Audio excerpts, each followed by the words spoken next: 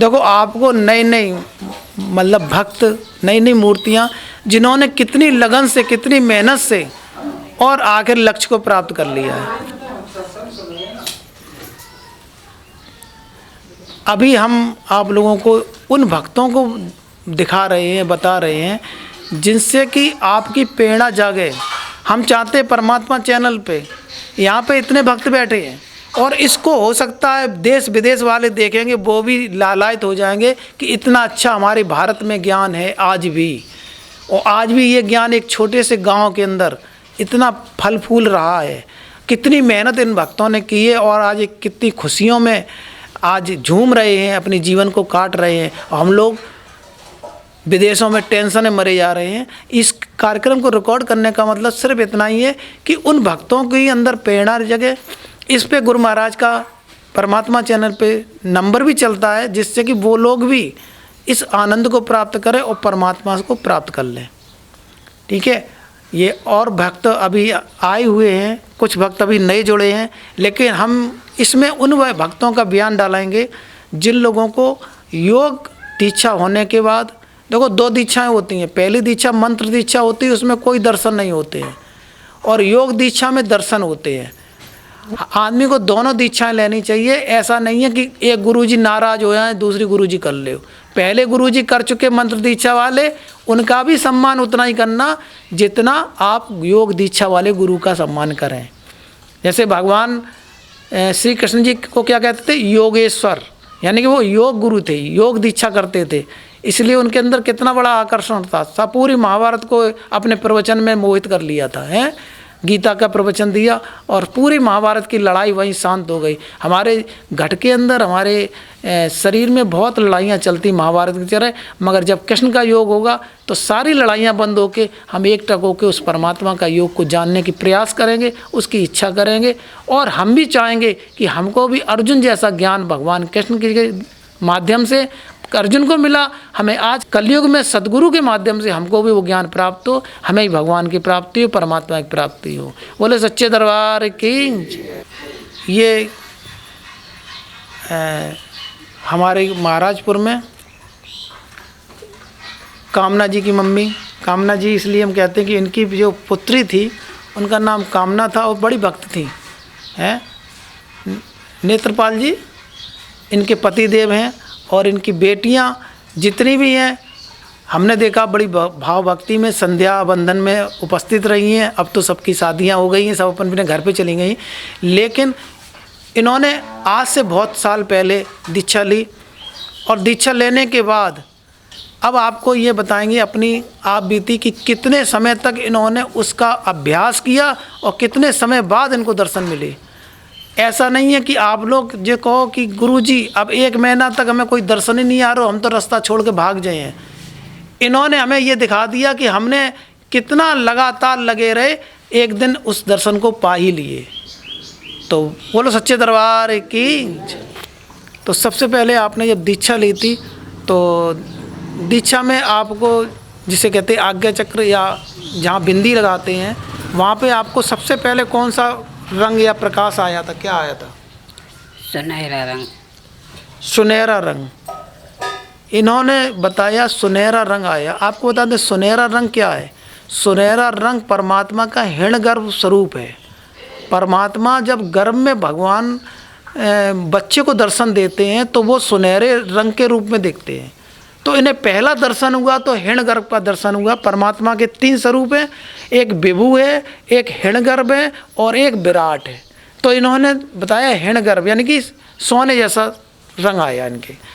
देखो ये रंग, ये आप लोग ये मत सोचना कि हमको ये रंग नहीं आया। जिसने पिछले जन्म में जितनी जन्म तक चढ़ाई की है, जैसे मान चलो प्रहलाद थे, 5 साल, ध्रुव के 5 साल में भी उनको वो ज्ञान प्रकट होने लगा था, तो इसके मानी 95 साल पिछली बार वो कर चुके होंगे।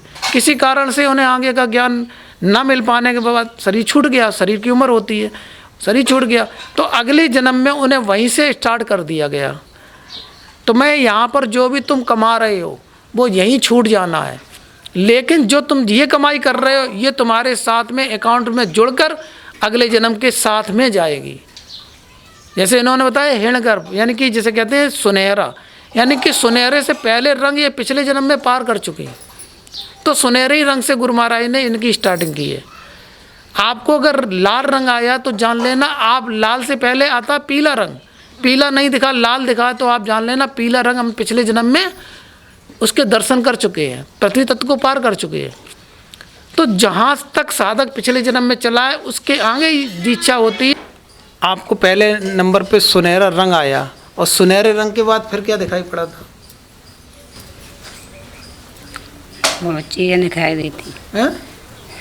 बहुत चीज़ें, जैसे कि और चक्र, सुदर्शन चक्र सुदर्शन सबसे पहले है। अच्छा, और सुदर्शन चक्र के बाद फिर और ऐसा गोला बना, बस बढ़ जात बीच में और वो पीलो कलर भर के आ जात, थोड़ी देर डटत फिर चल जाता। अच्छा, तो इन्होंने सुदर्शन चक्र का भी दर्शन किया जो भगवान कृष्ण की जी के पास था। ठीक है, सुदर्शन चक्र के भी दर्शन हुए। ये दर्शन सबको होंगे, ये ध्यान रखना, जो दीक्षा लेगा उसे होंगे, गारंटी है। क्योंकि जब इन्हें हुए तो उन्हें ही होंगे, लेकिन जैसे इन्होंने लगन से किया, अगर लगन से नहीं करोगे तो तुम्हें नहीं होंगे दर्शन। अगर चाहिए जैसे ये बता रही है इस तरीके से दर्शन आपको भी मिलेंगे। ठीक है। अच्छा, इसके बाद फिर क्या दर्शन आई? हर चीज़ दिख रही, लिखा हुआ दिखा था। लिखा हुआ तो लिखे हुए में कैसा दिख रहा है, मतलब कैसे लिखे हैं? काले अक्षर कलर, काले कलर से लिखे हैं। किस पे, कागज पे लिखे हैं या कोई सोने के किस पे लिखे हैं? किताब पे लिखे हैं, किस पे लिखे हैं?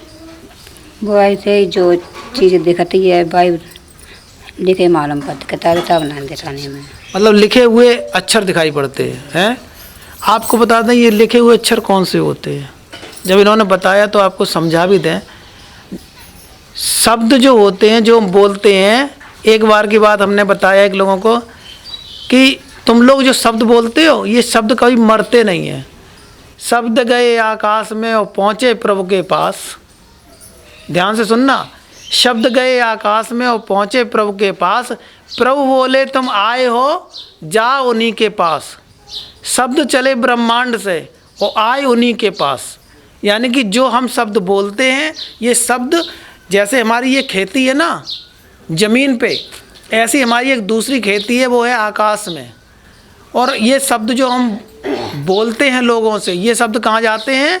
आकाश में। और जो इन जैसे लोग जो योग दीक्षा लेने के बाद योग करते हैं उनको वो सारे शब्द दिखाई पड़ते हैं। जो बता रही ना कि शब्द में दिखाई पड़ते थे, तो वो शब्द कौन से थे? वो शब्द उन लोगों के हैं जो बिना सोचे विचारे आकाश में छोड़ देते हैं।